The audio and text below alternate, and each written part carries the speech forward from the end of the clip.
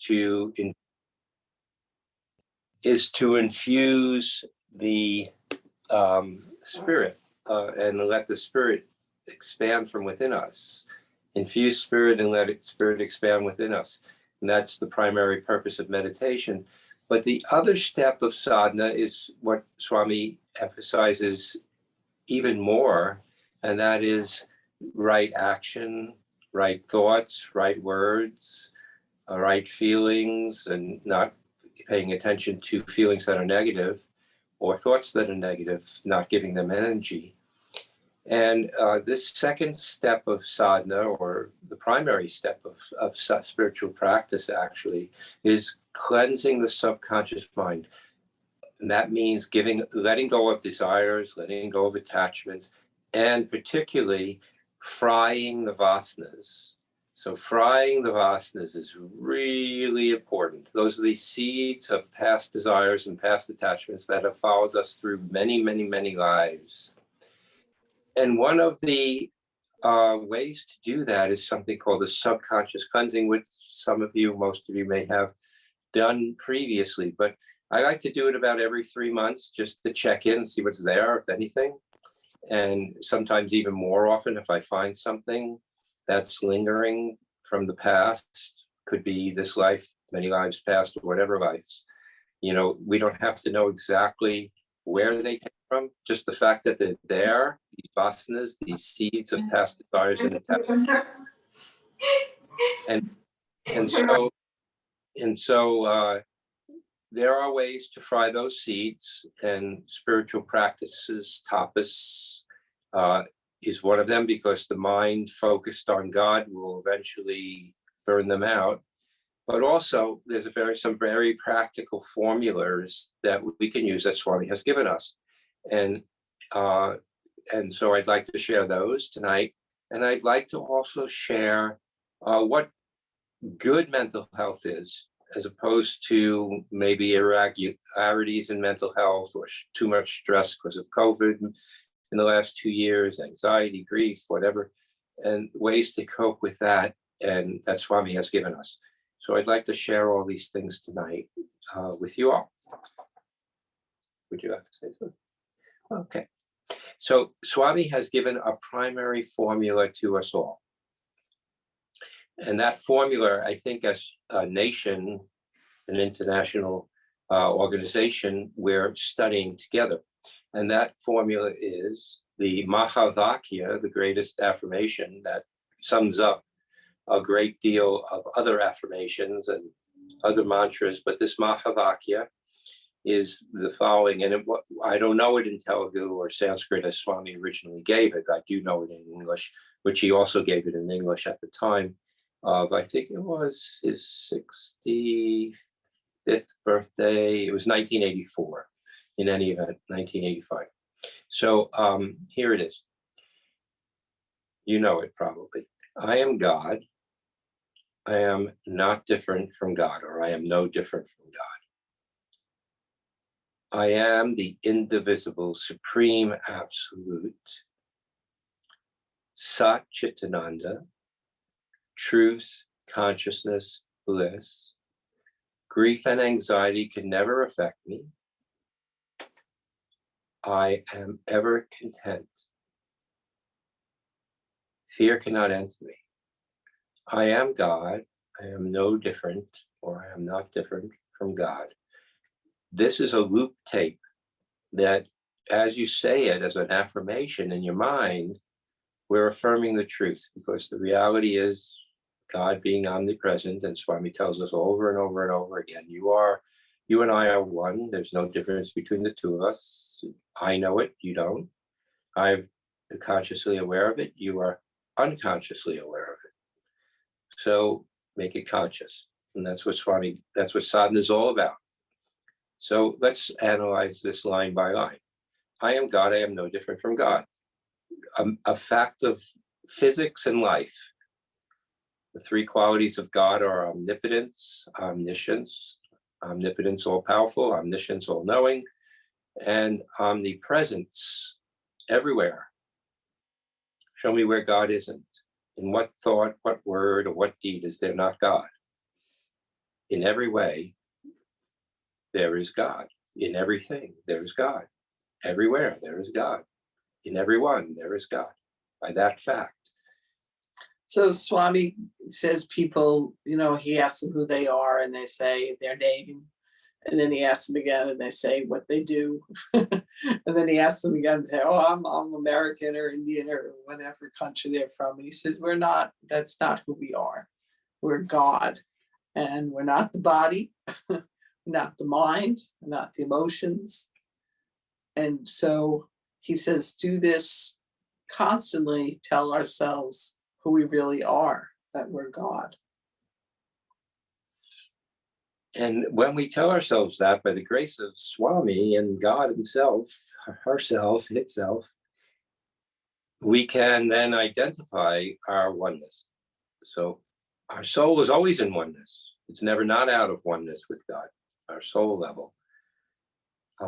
As far as creation is concerned, it's the subtlest level of creation, our soul. So that being the case, instead we're identified with the obvious, the gross, the solidified lowest vibration of ourselves, our bodies. And we're identified with our thoughts and our feelings, our minds. And we experience life through bodies and minds. And then therefore we say, that's me. And that's the farthest from the truth that we can be on the planet in actuality. As human beings, we're thinking, I'm a human being. Well, in behavior, yes, but that's not who we are. We're God. So, okay, that being the case, the next line says, I'm God, I am no different from God. I am the indivisible, supreme, absolute. We're not even saying we're Sai Baba's body, we're Sai Baba's consciousness, we're the indivisible, supreme, absolute, that the source. We are from whence Om came, beyond name, beyond form. We are the eternal. Swami asks many of us at times, when it was our birthdays, when's your birthday? And they'd all say, oh, this is my birthday, that's my birthday. Well, fortunately, I was taught by Hilda what to say, because she was around Swami so much as one of the first Westerners. And so Swami asked, when's your birthday? I said, I was never born and I will never die. And he went, right, So, correct. So, we were never born and we will never die. That the illusion of the body is that it comes and goes, but that's an illusion. So we can think of it as this. In the night, we have night dreams. When we go to sleep at night, we forget the day entirely. And we make up this random illusion of a dream in our minds from the stress and the experiences that we've had during the day and the days. And then we live in it. And then when we wake up in the morning, it all disappears and we participate in the daydream. And then, which we've agreed on certain parameters of that daydream. So where we are right now, we're experiencing a common experience of meditation. And my talking and Roseanne talking and Sai Baba's grace flowing for all of us. And that we've agreed on. Okay, we're doing this. But it comes and it goes, just like any dream does. And when we go to sleep at night, we won't remember this at all. And when we wake up in the morning, because we have a brain and it does have a memory, we'll recall it and say, oh yeah, that happened. Well, actually, the only thing that happened and is happening here is God. That's all that's happening. Now, we could say, how is that possible? Well, when we go to sleep at night, it all disappears and it can never be recalled again, except in our mind. So what was really going on? Who is it that's really talking here? Who is it that's really being? Who is it that's living here? Only God, in you, in me, in Swami, in everyone, everywhere, all the time.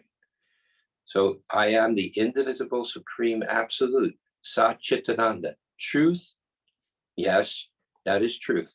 Consciousness, not really the source of consciousness, because consciousness is existence, but I won't go there right now. Truth, consciousness, bliss, because that's the quality of the experience of the oneness of love. So truth, consciousness, bliss. What are we really? We're the source of consciousness. Consciousness, existence came out of the absolute with the Om, the first word, the word, in the Bible, they say the word was with God, and the word was then pronounced, and then the light came, and then everything else came after that. The angels, the gods, the goddesses. Go ahead. So when we're saying it, the indivisible, our mind is always dividing things and evaluating things. And so it brings us back to, oh, this other person is not separate from me. This world, everything in the world isn't separate from me. And because we're always trying to separate. And so it just, the mantra brings us back to the indivisible, absolute. And so truth is what Sai Baba says is what's unchanging. We usually think of truth very superficially, is this true or false? But the truth, the highest truth, is what doesn't change. So Swami says, notice and Krishna said, in the Bhagavad Gita, what is it? Our bodies change, right? We're born, we're little babies, then we grow, we're children, then we become older, and eventually we become old and decrepit, and then we drop our bodies. So what is true about that? There's nothing about the body that's changeless. The body changes. The world, everything in the world changes. So to look for the deeper truth, the unchanging truth, is something that we do, say, in meditation, where we're looking for the deeper reality of who we are that's not changing. That's Sat or Sathya. So that truth sets us free. And that truth leads to the next line. Grief and anxiety can never affect me. Because I am God, I'm not different from God. I am the indivisible, supreme, absolute, Sat Chit Ananda, truth, consciousness, bliss. Grief and anxiety can never affect me. So the me that we identify with in this is God. So as God, there's no grief and anxiety. Grief and anxiety belong to the body and the mind. So grief and anxiety can never affect me. I am ever content. God is ever content.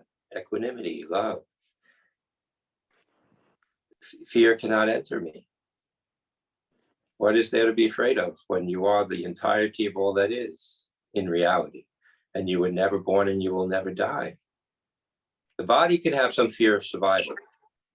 It's part of the, might say, karma of the body, or the results of having a body. But that's body. It's not us. So the instinct to survive is not us. We're never born and we will never die. And people who have achieved a certain level of enlightenment, even the first level of enlightenment, there are several levels, they know that there's nothing to be afraid of because they're not the body. That's the first level. So if you even think, I'm not the body, I'm not the mind, I am God, I believe that, I'm truly in that consciousness, I believe it because Sathya Sai Baba said it, and I believe it, and that's it. Now you're enlightened. Just that alone, that understanding alone brings enlightenment, the first step, which is freedom from birth. If you really want, you can stay on the other side, be within the heart of God. If you don't want to come here and help Prema Sai Baba, that's fine. I want to come back and help Prema Sai Baba. What a glorious moment in the universe's history. But the fact is, you could stay on the other side and not have to incarnate again, because I am God, I'm not different from God, I'm not the body, I am not the mind, I am consciousness in the phase of the body, experiencing life through the lens of the mind. Okay, now you're liberated. It's not that hard, but you have to stick to that. You can't go back, oh my God, what's going to happen to my children? I don't know, oh my God. now, okay, now you're in body identification again, because you got to trust that God's going to take care of the kids, because God does everything. So that's it. But we have to do our best. Swami says, even though you know that, you have to do your best. You have to try your best. You have to work hard. And I'm responsible for the fruits of the actions. And then you have to realize that I was the doer all the time anyway. But you have to pretend like you're not. And it's your responsibility that God isn't the doer. And it's your responsibility. And it solely rests on your shoulders. So do the best you can with your greatest effort and sincerity and intensity. And that's it. And then I take over. So these are the challenges. So what is perfect mental health? Perfect mental health is just knowing who you are and resting in that awareness, or even just intellectually knowing who you are and resting in that intellectual awareness. And then saying, whenever grief comes and anxiety comes, because it'll come, because other people will have grief and anxiety, it'll pass through the mind, because we're radio receivers. Our minds are radio receivers as well as radio transmitters.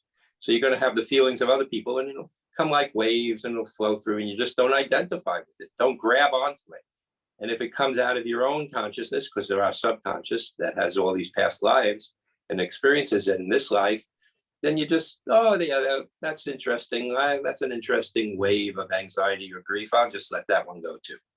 I know I'm God. I am God. I am no different from God. I am the indivisible, supreme, absolute, Satchitananda, truth, consciousness, bliss. Grief and anxiety can never affect me. I am ever content.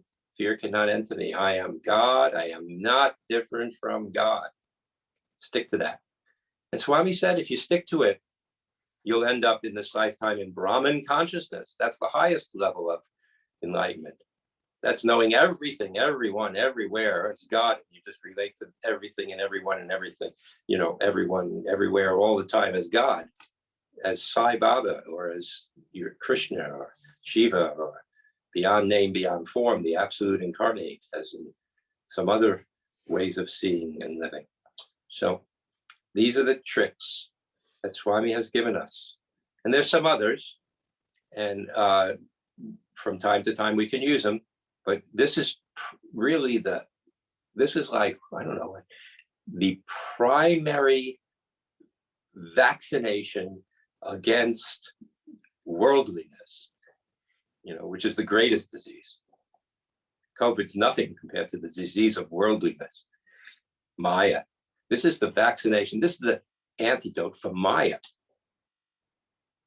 How great is that? That's why we gave us that gift. So do you want to say anything? What hangs us up on a daily basis? We have all these experiences in our life, and we identify with them. If we're God, we're not our experiences. We're not our ego. We're not our personalities. We're not our bodies. We're not our minds. We're God. The rest is like a daydream, a night dream. And we believe these experiences hurt us somehow. And that's just so far from the truth, because Swami has said, everything that you ever experienced was for the good, for growth into God oneness, everything. So if you have somebody who hates you and tortures you, well, thank God, because you can't really unconditionally love your friends and family, unless, of course, your family starts hurting you, but hopefully they didn't. But your enemies, they're the ones that will prove how well you can unconditionally love. We all got some, look what they did to Jesus, for God's sake. And that's exactly why they did it, for God's sake. But the fact is, we all have an enemy to love unconditionally, to embrace, forgive, understand, have compassion for, empathy, and forbearance. And then we're free. They free us. Our enemies free us if we approach them with the right attitudes. Our bosses, or our supervisors, or our managers, or the law, or whoever it might be, that goes after us and says, we're going to punish you and you're going to make your life miserable. Oh, thank God. Thank you for making my life miserable, because now I can learn to unconditionally love again, So that's the way I approach it, because that's the way Sai Baba taught us, that everything and everyone is God, and it's all me doing it all, he says. So Krishna said that to Arjuna as well. So, But you have to remember, that's the thing. You just have to, that's why if you memorize that Mahavakya and you look it up, November 23rd, 1984. I think it was 84 or it was a 85 or birthday. 86, something like that. And just memorize it, and then it'll pop out when you're getting tested. And you just keep thinking, well, this is a test. This is a test. And so my reality is the indivisible, supreme, absolute. It's not what I think it is, well, the things that my mind divides. But we have to memorize it, and then we have to accept that whatever happens in our life, that we see, from this point of view, that it's a test, and that it's God doing everything, and that we just accept that, and we'll have a reaction. We'll have anxiety, we'll have happiness or unhappiness. We'll be living in the future or living in the past, instead of the present. And then we'll catch ourselves and we'll go back to, I am the indivisible, supreme, absolute, Satchit Ananda. In 1980, I had the supreme divine opportunity to celebrate Hanukkah with Swami. Nobody else had ever done it, and we asked to put the Jewish star on the symbol, and Swami said yes. Everywhere except for India, because they don't know about Jewish people in India. Everywhere else, you have the Jewish star on the symbol. And he said that all over the world. Not everybody cooperated. Of course, we know what happened. But the fact of the matter is the Jewish star was put on the Swami symbol of religions. And then he had given us an opportunity to light the Hanukkah candles, because it happened on Hanukkah 1980. And so I had the opportunity to sing the Hanukkah prayers because I knew them, and so they selected me, and Swami lit the candles, and then he had a little Hanukkah party after in his house for us, and it was really wonderful for about 25 people, and Jack Hislop was there, and somebody asked Swami, a woman who was about 35, I was about 29 at the time, and asked Swami, Swami, why did World War II happen? Why did you let that happen? And all the 6 million Jewish people that got killed, and they were innocent children and women. And how could you possibly let this happen, Swami? And Swami said, you don't understand. She said, no, I understand, because half my family died. And then she went on and on. She was, obviously upset. And I was standing right there next to her in front of Swami, and Swami said, only God understands. Humans cannot understand the why of these things. And he then said, God knows the reasons. About 10 or 11 or 12 years later, I was called in. I was in for an interview again with Hal Honig, if you recall who Hal Honig was. And I had the opportunity to ask Swami about things that devotees happen to devotees that was kind of bad. I mean, looked bad anyway. And Swami, I started off, Swami, are all things your will? Because when bad things happen, especially to good people, is that your will too? And I was going to mention the thing, and Swami wouldn't let me mention it, so I'm not going to mention it here either. But the fact of the matter is, Swami said, everything is my will. Everything. And I looked at him like, really? And then he said, even the blades of grass, the way they blow in the wind, is exactly as I will it. That's what he said. So then I went outside of the interview, and it was over after a while. And how everybody crowds around you after an interview. And then so I told everybody what Swami said. And one guy, American guy, said, well, I don't think so. When I yell at my wife, is Swami's will also? I don't think that's Swami's will. Why don't you go? I said, well, Swami said everything is Swami's will. Everything's God's will.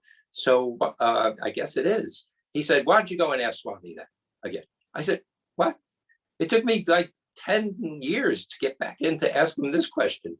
After the first question, I mean, I have to wait another 10 years. You want me to go back in? So I said, next morning, Swami calls us in again. So I asked, and that was really amazing because that never happened to me before. And I asked Swami again. I said, Swami, when somebody yells at somebody else, like a wife or a husband yell at each other, is that your will? And he said, just bubbles, meaning complete illusion. Just bubbles. That was his answer. Like, don't pay attention to that. That's just frothing on it disappears after a while. And so, okay. So then those two questions got answered. Later, I thought, well, if God only knows what happened in World War II, what really did happen? I mean, why? And about 12 years more passed. And then I heard that the Germans had gotten called in after several, they get called in all the time. They would be called in all the time. But this one particular interview I heard, they got called in. And Swami said, do you know why World War II happened? Because everything that happened was exactly as I willed it. And everybody was in shock, and that heard this. And like, you willed World War II with the genocide and the this and the that. And the German people, usually in interviews, they had a lot of guilt and felt very bad. They're all really sweet, nice people. I roommated with many of them at Prashanti. And so they would feel very bad. And, that they had that in their history. And Swami. So this is 20 years after Swami was giving these interviews, basically. And he finally said, everything that happened in World War II is exactly as I willed it. Everybody played their parts perfectly, even Hitler. And then he said, how else were Genghis Khan's hordes and anybody else who did similar things in world's history to all of Europe and Asia and all of North America, and how else were they going to have the opportunity to get into the new age, the golden age of God on earth, if they weren't able to pay that karma off? So everyone who was in World War II volunteered. He didn't say this part, but this was the understanding. Everybody in World War II volunteered as a soul to be involved in that, so they could balance their karmic debt, their bank accounts, so they can have the opportunity to be in the new age, which is basically now, just the beginnings of it, with Prema Sai Baba and then 1,000 years thereafter. And it all made sense. But you can't say this to Jewish people very often. They'd be very upset. But all of us have, we have regrets, we have this psychological, what we're talking about is the psychological health. And so if we're feeling bad about things that happened a long time ago, it's weighing on us, that we have unhappiness that we don't have to carry, that we can just let Sai Baba carry it. So the apparent is not the real. So when something appears to be something, it is not what it appears to be. So the events of our lives that are negative are not really negative. They're balancing our karmic debts, and they're spurring us on to grow spiritually. And if we dwell on, oh, this happened to me, that happened to me, if we want to play the victim, Swami said, there are no victims. That's what he said in 1980 also at Hanukkah. There are no victims. God knows the reasons why. So let us have that attitude in letting go of the subconscious stuff that we hang on to in this meditation that we're about to do, if you would like to. Are there any questions about any of this? No questions, just a comment. Yes. And sister was talking about the memorizing of the Mahavakya. And there is a bhajan, right? Oh, yeah. So if we kind of sing that bhajan, I guess we probably remember that. Oh, good, beautiful. Does anybody know that bhajan? I am God, I am God. Yeah, I sing that periodically. Let's. Would you like to sing it now? Well, I'll play it. I have a. If I want, I can play that one. You have it? Okay. I have it right here.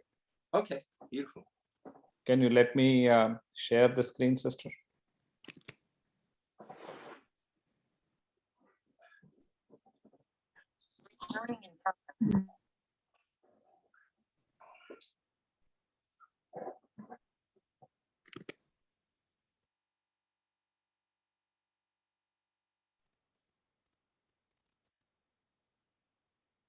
I am God, I am God. You able to hear? I am not different from God.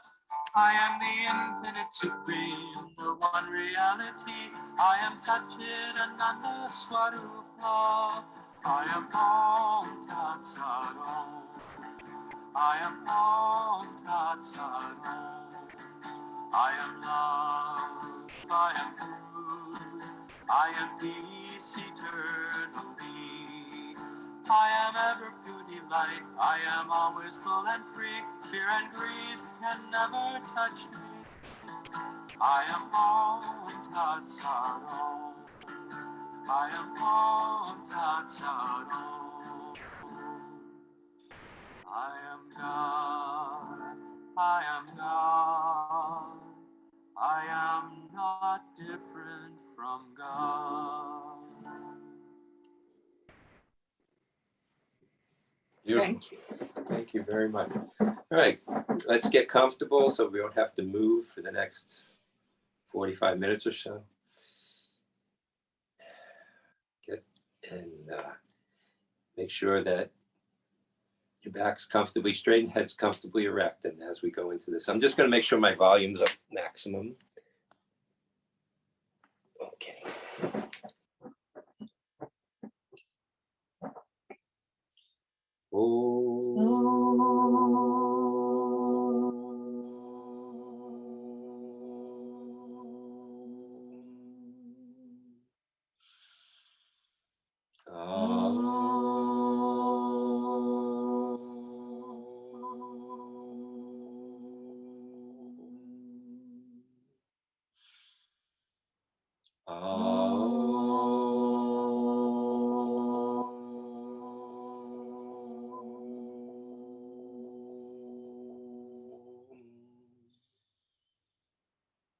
Take a deep breath.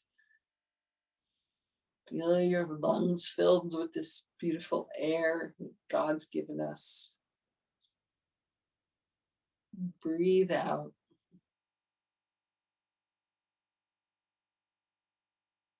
Breathe in again.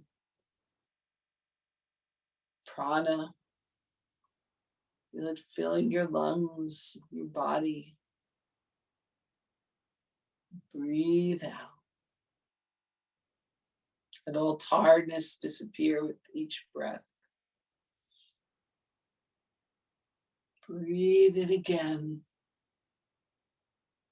Feel yourself full of life.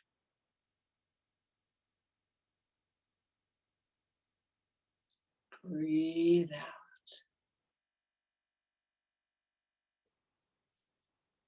Breathe in again, this life of God. Feel it filling your body, from the tips of your toes, the top of your head is filled with this life force. And breathe out and breathe out any darkness. Let it go. Any tiredness, just let go of it. Let it disappear. Breathe in again.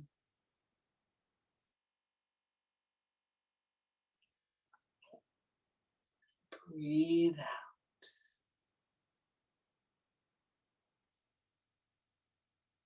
Breathe in.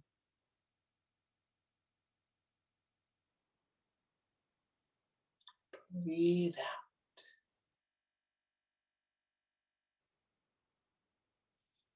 Just feel alive.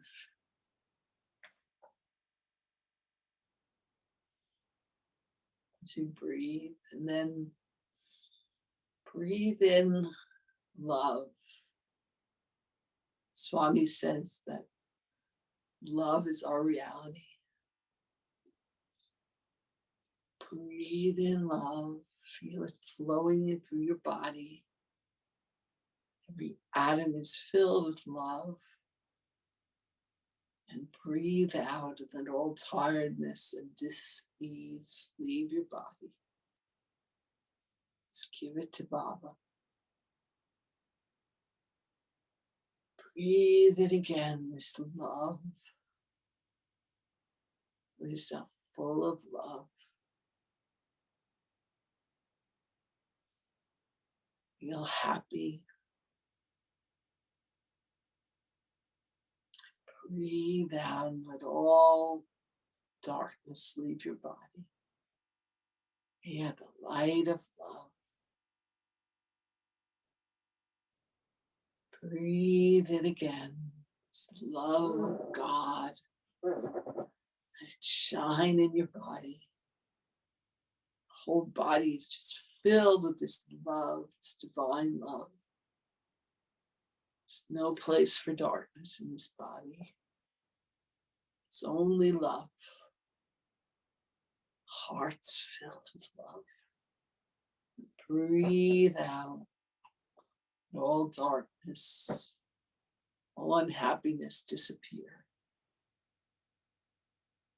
Breathe it again, this love. Feel Sai Baba filling you with love. It's not a cell of your body. There's nowhere where this love is not. It's filled with love. We are filled with love. Breathe out. Let everything go. Let every thought of the day disappear into this beautiful love. Let Sai Baba's love just fill you. There's nothing else. Divine love. With every breath, breathe on your own, very nice and slow for a while. With every breath, feel yourself full of love. Deeper and deeper in love. More and more love.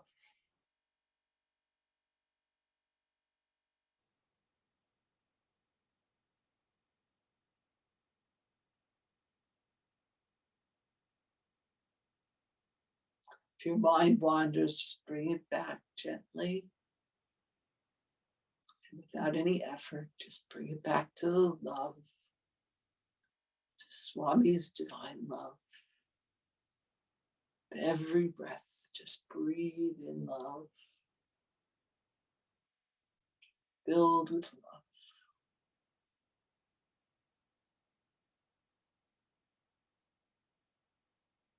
These bodies are now temples of love. They're no longer bodies. They're embodiments of love. So from your heart space, feel that. Feel as if it's pumping like this. The physical heart pumps the blood. The spiritual heart pumps love throughout the body. To all the cells, all the atoms, the tips of the toes to the top of the head. Just let it go. Let everything else go. No criticism or judgment of the mind for wandering. Just come back to the breath of love and you realize you're not breathing love in, breathing love out to all beings.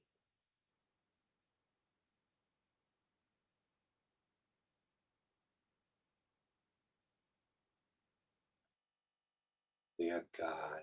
We are no different from God.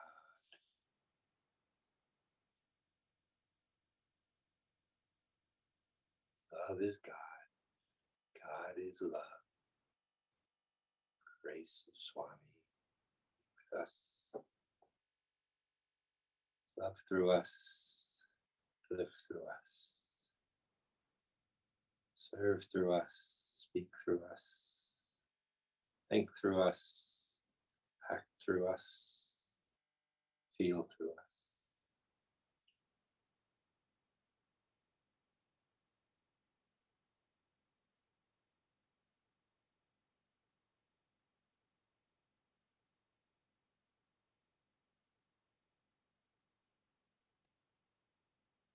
Please, Swami. grace. Let it flow through us. This moment.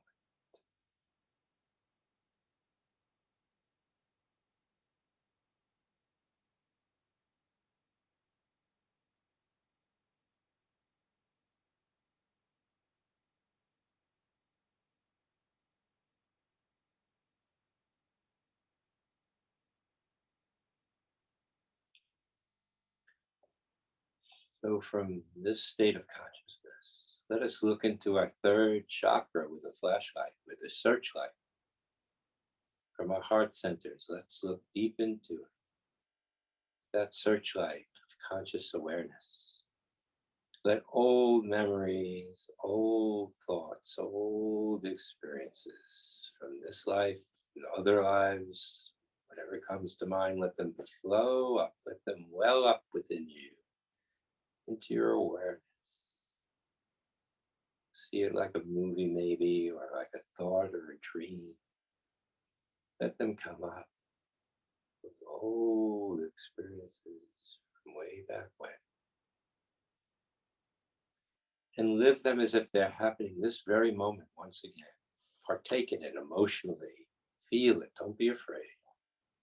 Can't hurt you. It's just another part of the dream. Could be things that happened in this life. Traumas, tearful moments, even happy moments. Whatever comes up. Let it come up fully and completely as if it's happening right now once again. As best you can. Leave with that.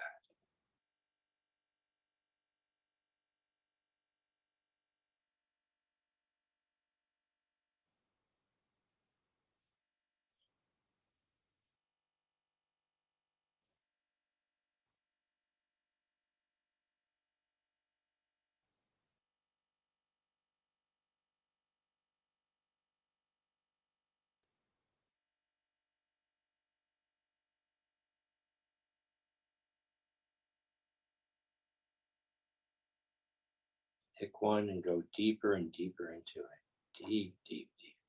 One that's stuck around for a long time. Still hurts maybe to feel it a little. Go deeply into it. Don't be afraid. Swami is with us. Swami is with you. Inside you, all around you. Helping every step of the way.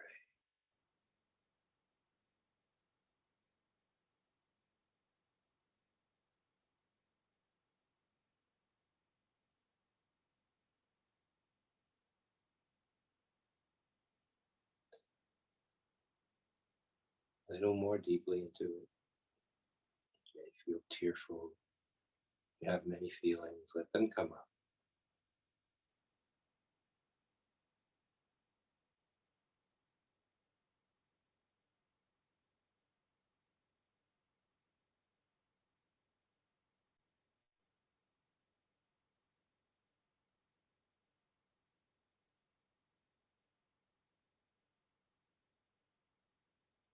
Now offer these experiences into the fire, the yagna within your heart, the fire of love that's being tended by the Swami himself. And you hand it over to him and you throw it in the fire with him, or you hand it over to him, you lay it at his feet. He takes it and he puts it in the fire with you. Burned up by this fire of love. It's dissolved. It's no longer a burden. You can even say a mantra as you do so, whatever your favorite mantra is. And like Om Saishwaraya Vidmahe Sathya Devaya Dhimahi Tannasarva Prachodayat. Om. Say that mantra 3 times as you throw it into the fire of love in your heart center. Swami being there.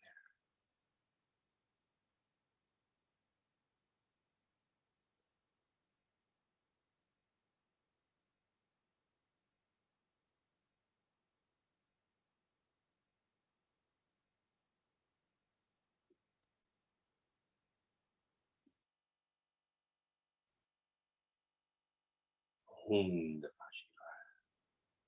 Shivaya Namo.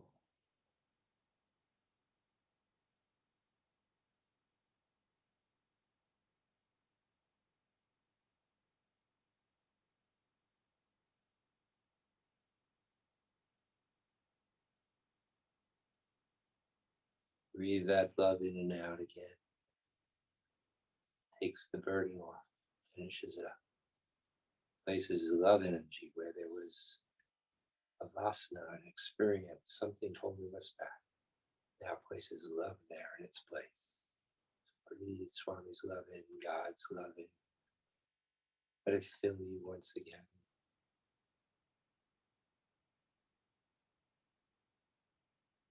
Renew the fuel of love that burns brightly as a fire, a yagna within your heart.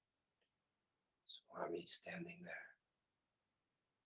He is the indweller of our heart and experiences our life exactly as we experience it, exactly at the same time, and even more deeply, of course. He knows the reasons why.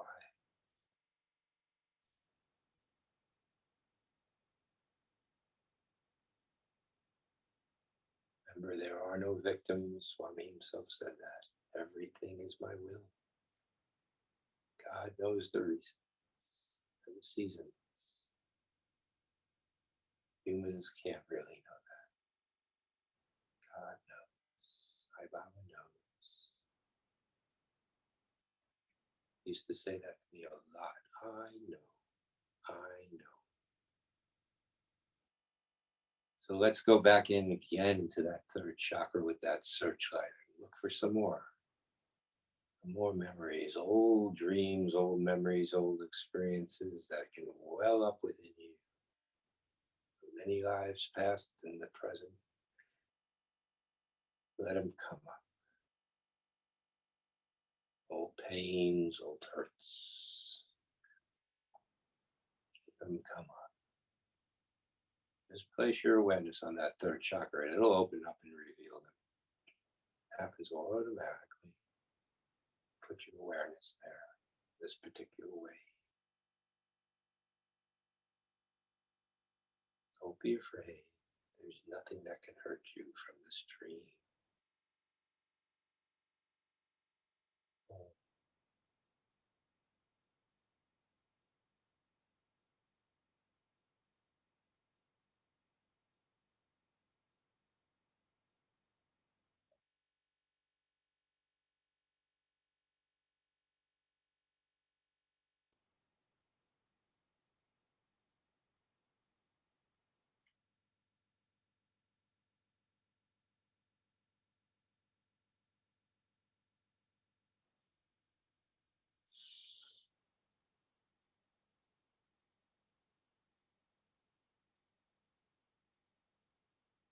Experience them deeply. Don't be afraid of the feelings. Experience the feelings. Experience the thoughts, the feelings, the experience itself as if it's happening again right now. Don't be afraid. Swami is with us.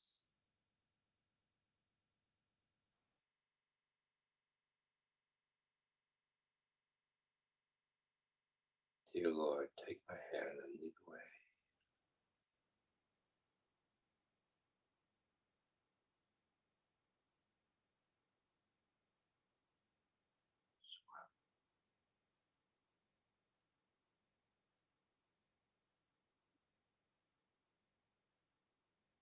This is a deep healing.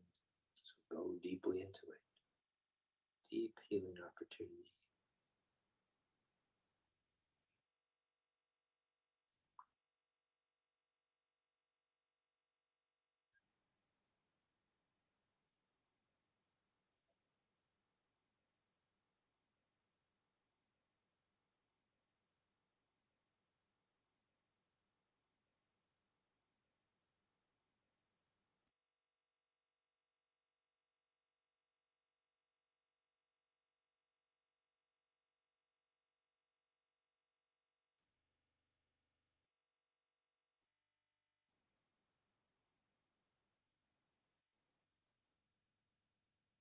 And when you feel you've gotten completely into it, and that's good, You're experiencing it so deeply, then you bring it up and you offer it into that fire once again within your heart center, that yagna.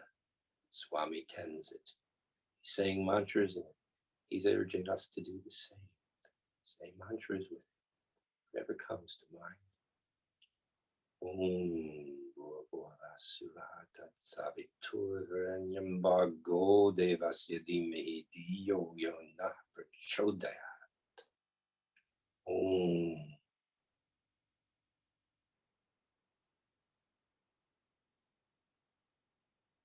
Om Shri Sai Krishna. Namo Namah.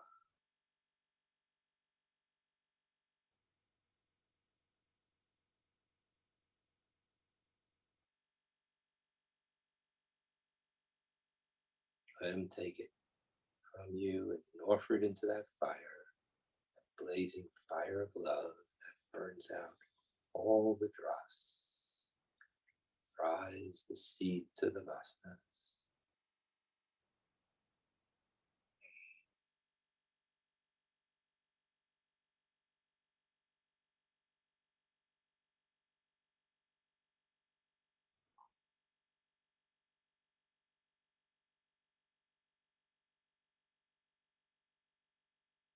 When you feel that that's dissolved in the fire of love within your heart that Swami has taken from you, and once he takes it, once you hand it over to him, it is dissolved.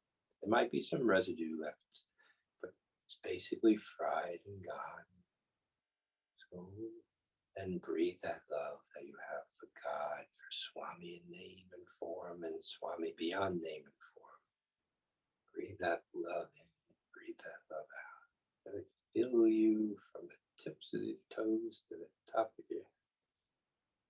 Where there was this darkness, let there be light.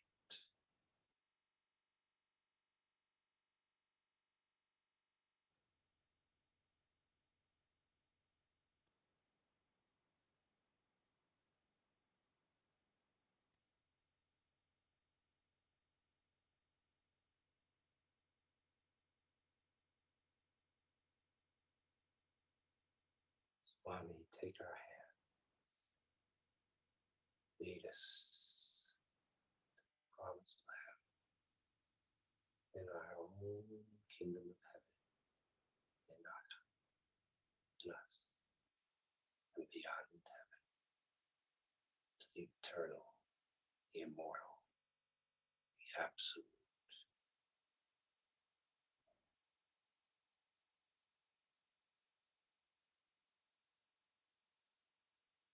Love is God. God is love. It's that simple. So breathe that love in and out again. Let's go one more time into that third chakra with that searchlight from our heart centers that we're breathing love in and out of. Let's look one more time and ask Swami to reveal what's important to be revealed this moment. Let it well up within you by Swami's grace. Ask him, show me, Swami, what I need to let go of this moment within my subconscious mind. Let it well up, old memories, old thoughts, old feelings, old experiences, and bubble forth. Just bubbles.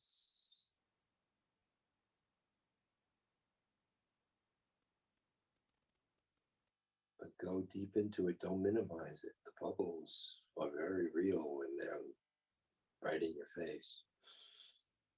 They seem very real, so just go deep into it, feel it once again, what Swami's bringing up in you. You let go of.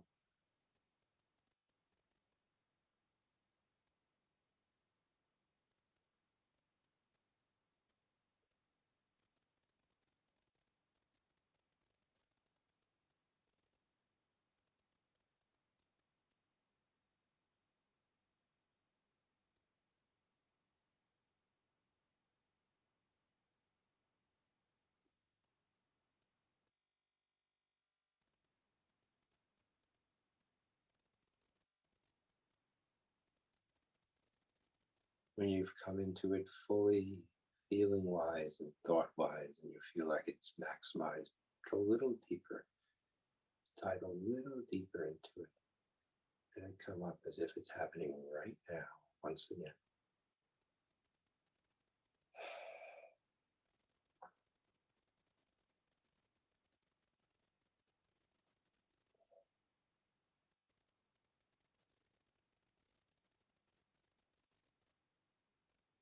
Ask Swami to take it from you now. Ask Swami to offer it into the fire of love. You can go into it even deeper if you want. When you feel it's deeply experienced it, then start to offer it into the fire of love. Swami will take it. Swami will do it. Here to help us, guide us, protect us, love us, so that we love Him within ourselves and beyond.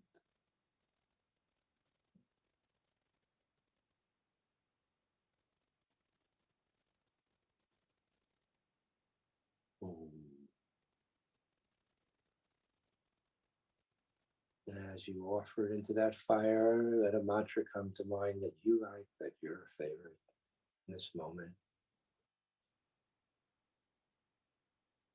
Place it into that fire as a yagna, a sacrifice. All that is unnecessary in God. Om Triambakam Yajamahe Sukhandim Pushtipadanam Urvarikum Vivapandanam Rityom Shyamamatat. Om Shri Sai Ram. Om Sai Shiva.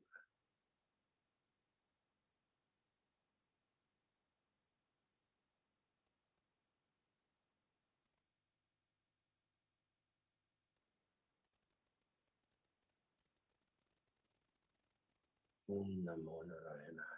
Namo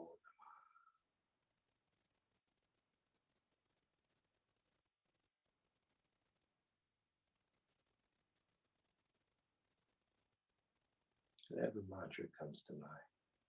Repeat it at least 3 times, offering all that is in the subconscious mind into that love, that fire of love, that it dissolves.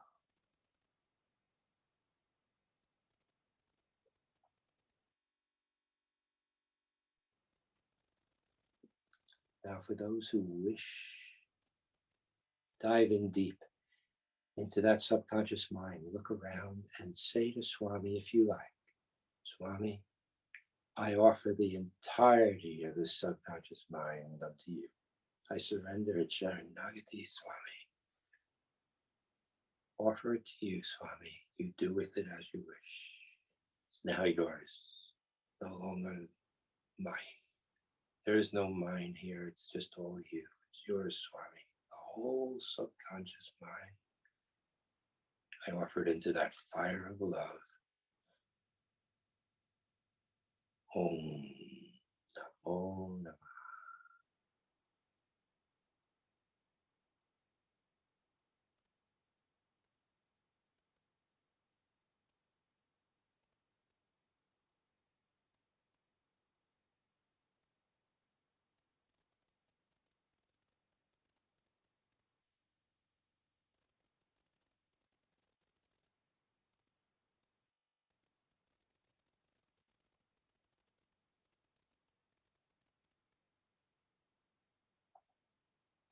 Breathe that love in, breathe it out. Let it become you. Let it be in every cell, in every atom of this temple of the body.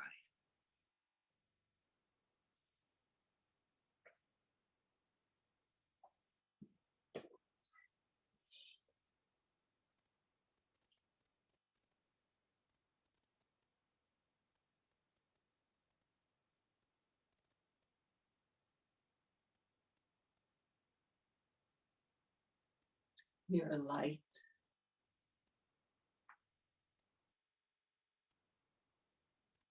You've offered all our old karmas to God. We are free in the light, Swami's divine light. Just sit quietly in this light. There's nothing else.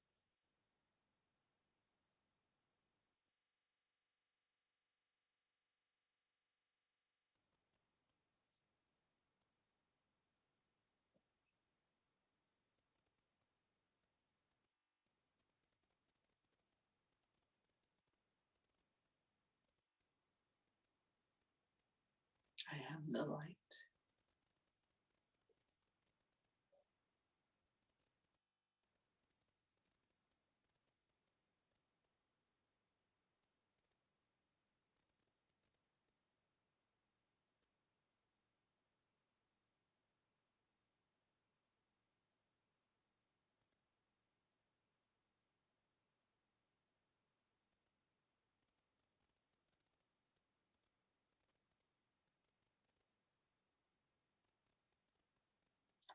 Whatever we think on, see in that light.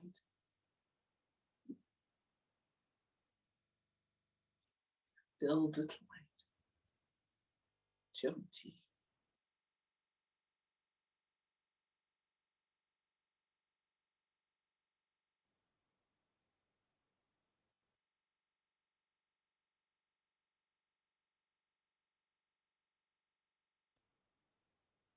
There's nothing else, just divine light.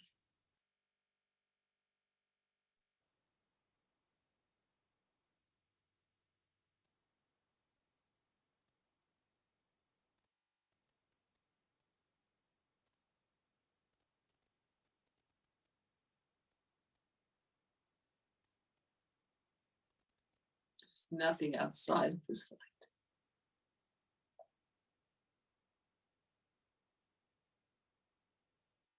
Let it shine through you. Shine through your soul. Pure, clean soul. Up.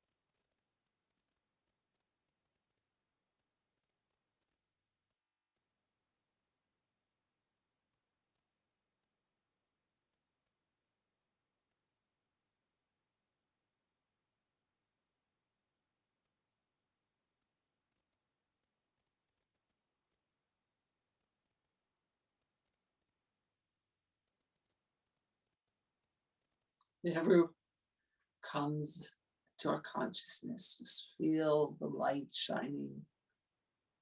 Know that there's nothing separate. It's only light.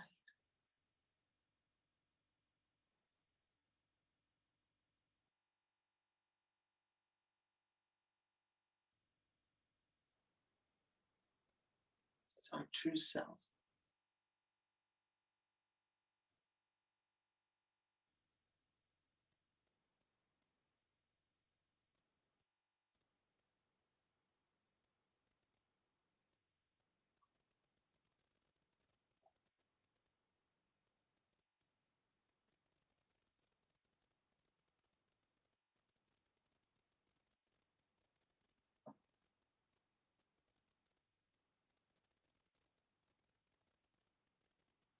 Just another minute, just be bathed in this light.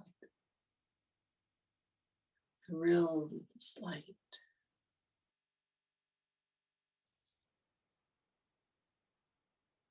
Light of our true self.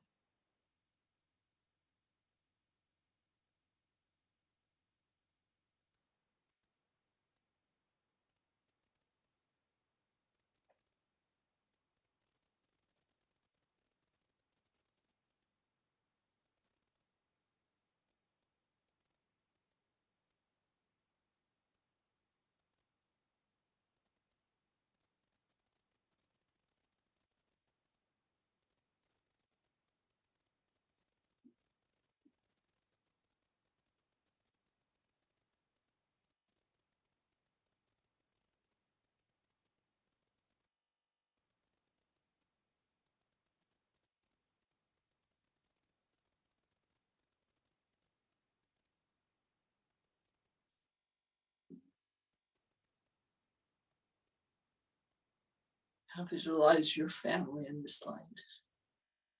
See them one by one, smiling, feeling this love, healthy, serene, full of light.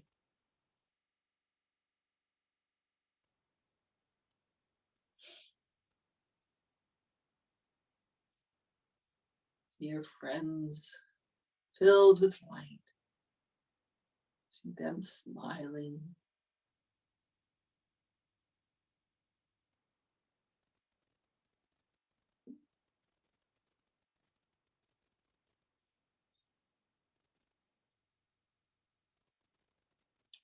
Co-workers, everybody is one, working together for good. See them in this light, smiling in love.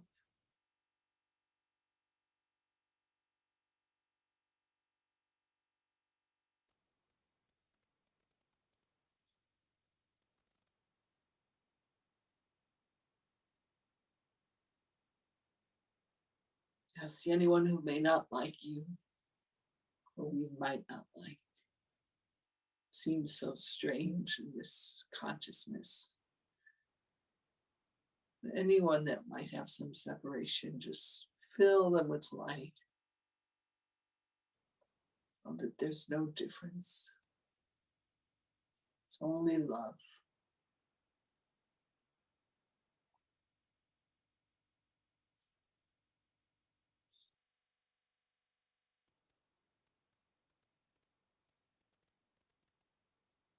Now from this state of peace,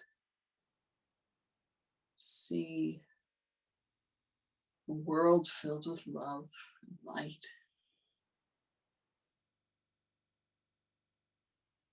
Every nation, one, filled with love.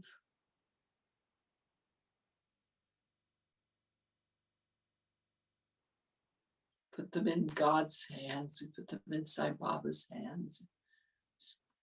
He is just light, and he is in charge of all the world, of all the universe.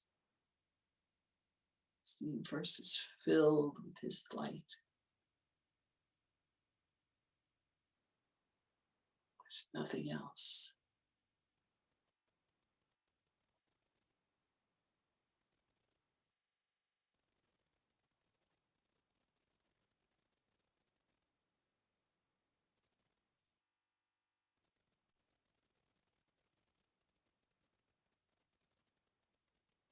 The Lord of the universe is here.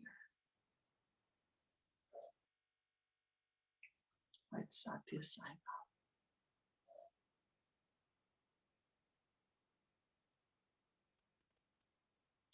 This huge light that we're feeling, this universal light. See his form like a million stars. His eyes glowing with love. Just feel him shining his love.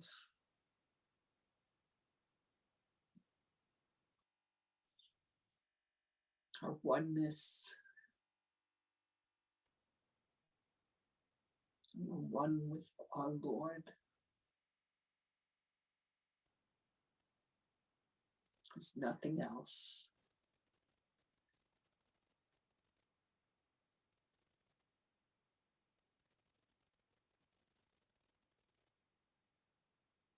We'll just feel his eyes, the love, divine love,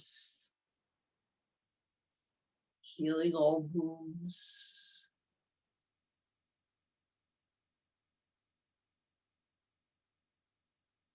Shining a path for us in our life. It leads to him. Come from him. We abide in him. And we return to him.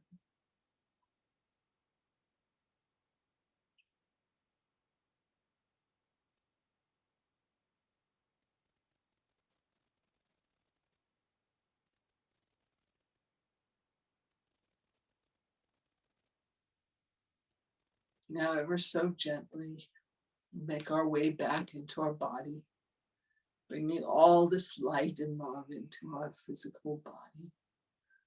Just very gently and slowly. Take a few minutes. Keep your eyes closed. Just feel yourself returning into your physical form. Just bring this love in.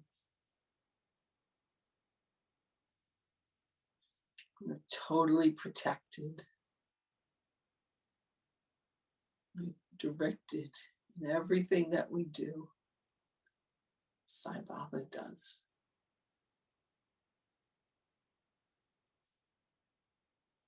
Everything we think, Sai Baba does.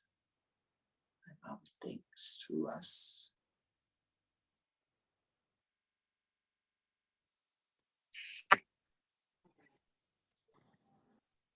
And just gently feel your breath. Returning to the body and bring all this love in. The body is healthy, filled with light. You're just coming back in, feel your feet on the floor.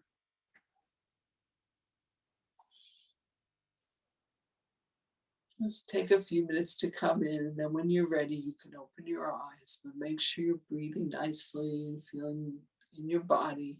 Just bring the love in. This love is ourself. We are never, ever away from it. It's just our mind that keeps us away. Let our minds be free. And this love and light penetrate into our deepest, deepest being. Feel yourself coming down into the body, filled with love. Feel your breath very strongly.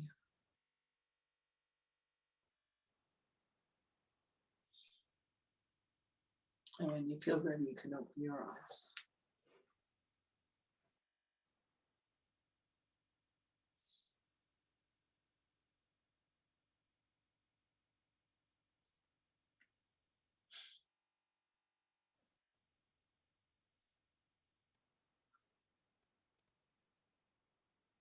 Let us spread this light out for a moment to the whole world. The 3 Ohms and 3 Shantis. May all beings be in love. May their dreams come true. May their needs be met. Oh.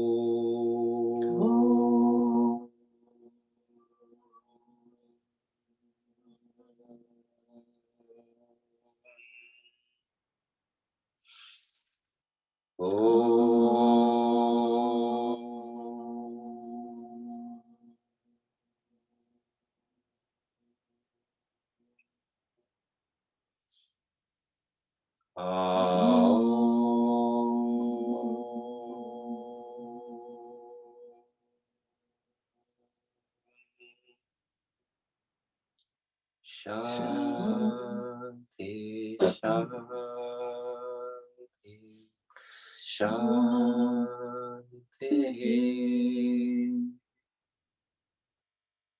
Jai Saira.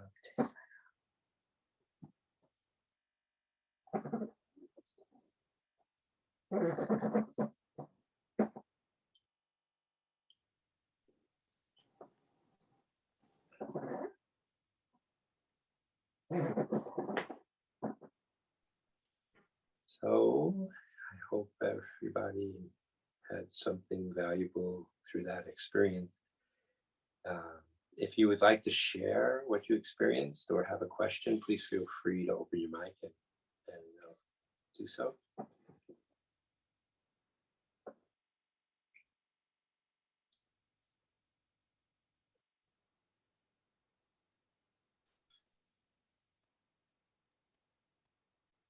Or we can sit in silence together for the next 10 minutes.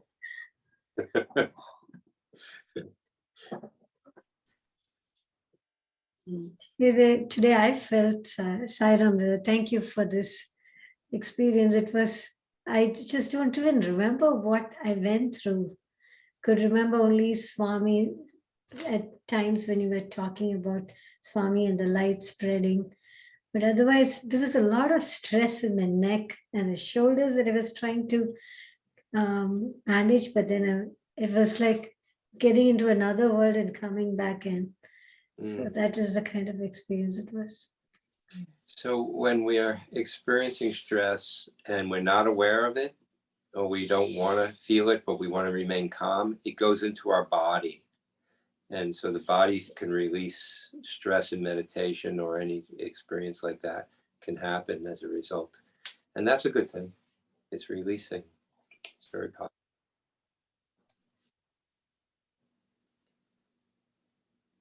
Anybody else like to share or question? This is Vinay here. Hi, Ram. Sairam. Something very interesting happened. I closed my door and I was doing the meditation along with you.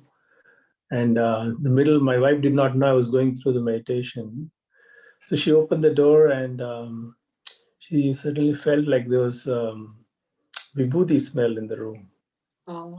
She really felt there was vibhuti smell in the room. Beautiful. Swami was there. I was totally into it, and then of course she called my son to check, but he came and said, "No, I can't smell anything." And he went, but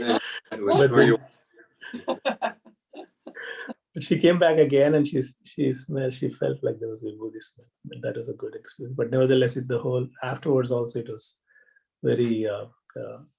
I went deep into meditation, so that was good. Thank you. Oh. Sorry, Ram. Thank you. Hi, Ram.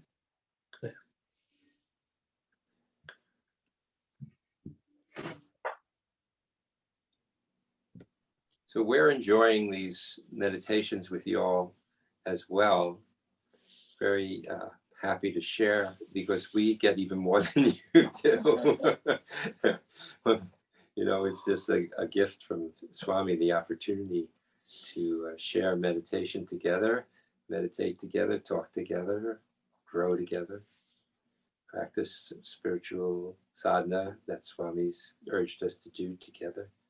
And we love it, because then we intensify, and that's always more and more wonderful to do. Intensify in our sadhana. Swami, Jack Hislop asked Swami once, Swami, you know, I've been doing sadhana for 50 years almost, and it's not happening yet. Why not? How come?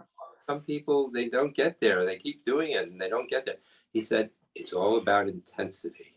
They're not doing it with enough intensity. Intensity, intensity, intensity. So this is, for us, we have to be intense, you know, while we're leading the meditation.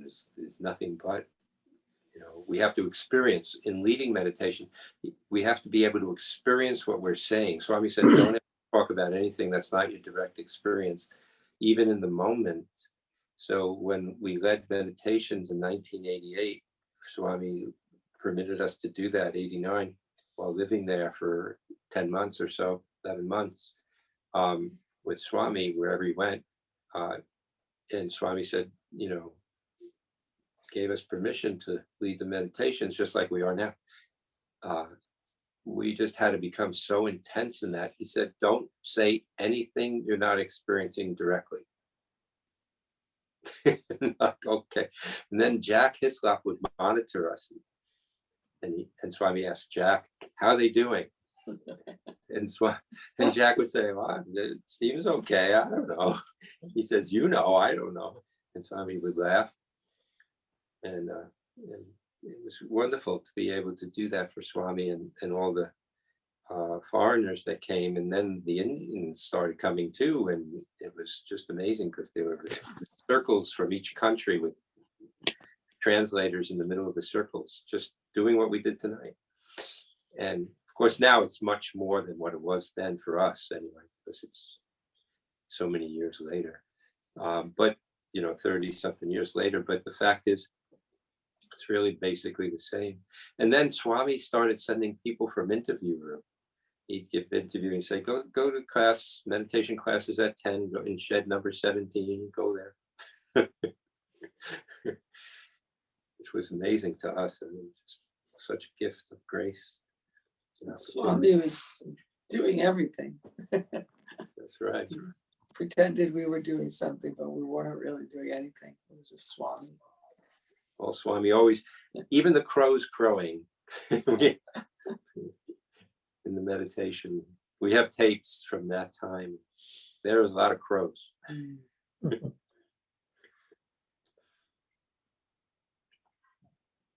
Anything else? By the way, after I asked Swami about the bubbles, it was a time when Iran and America were not getting along very well. They had just, had kidnapped victims and all that, and we still weren't getting along well. So Swami called in the Iranians and the Americans that were present and put them in a room that was couldn't have been bigger than 12 by 12. And there was 30 or so of us. Right, we were doing the little interview room. and we were all, it was not enough room, no doubt. And the men had to sit on the men's laps, and the women had to sit on each other's laps. And the Iranians were sitting on the Americans' laps, and the Americans were sitting on the Iranians' laps. Everybody loved each other. And we all there was nothing to do but love in that moment. And then the lights, after I asked Swami the question, some other people asked questions, and then the lights went out. The electricity went off in the room, and there was no windows in that room. And the only light in the room was Swami. And it was really, it was just amazing. He looked like a light bulb. It was just amazing. You couldn't see his face. You could only see the light coming off of him. It was just astounding. You couldn't see anybody else either. Just such a wonderful moment. And everyone in the room experienced it. It was the little personal interview room, but there were like a whole bunch of people in it. Then the lights went back on and we were all like, ah.